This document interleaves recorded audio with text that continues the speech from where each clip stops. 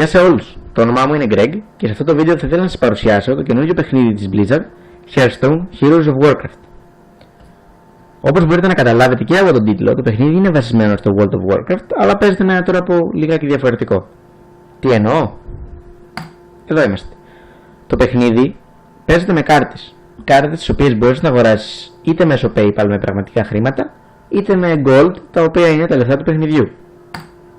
Τώρα, το παιχνίδι διαθέτει 9 κλάσεις, καθένα από τα οποία έχει δικιά του special ability, δικό του playstyle και δικές του κάρτες. Περισσότερο για τα κλάσεις θα πούμε στο επόμενο βίντεο που θα κάνω σύντομα. Τώρα, θα ήθελα να σας ενημερώσω ότι το παιχνίδι είναι ακόμα σε closed beta. Αυτό σημαίνει ότι μόνο συγκεκριμένοι χρήστες, οι οποίοι ήταν επιλεγμένοι από την Blizzard, μπορούν να το παίξουν, να το τεστάρουν και άμα υπάρχει κάποιο λάθος να ενημερώσουν την Blizzard έτσι ώστε να το λύσει αυτό το λάθος. Τώρα, πώς μπορείτε να παίξετε εσείς το παιχνίδι? Είναι πολύ απλό. Θα πάτε στο battle.net, θα κάνετε ένα account και θα πατήσετε εδώ στο Hearthstone και beta sign up.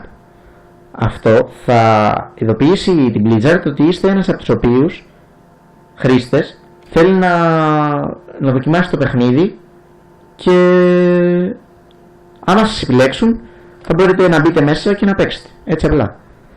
Αλλά αυτό θα γίνει σε καμιά εβδομάδα, γιατί πλέον ανακοινώθηκε από την Blizzard ότι θα βγει το ευρωπαϊκό version σε μία εβδομάδα. Μέχρι τώρα μόνο οι Αμερικάνοι μπορούσαν να παίξουν στο US version.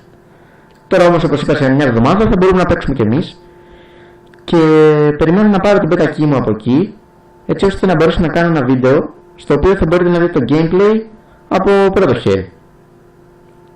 Έχω δει πολλά βίντεο και έχω παρακολουθήσει πολλά streams και πιστεύω ότι μπορώ να κάνω κάτι σαν tutorial στα ελληνικά. Θα είναι ένα από τα πρώτα ελληνικά tutorial, πιστεύω.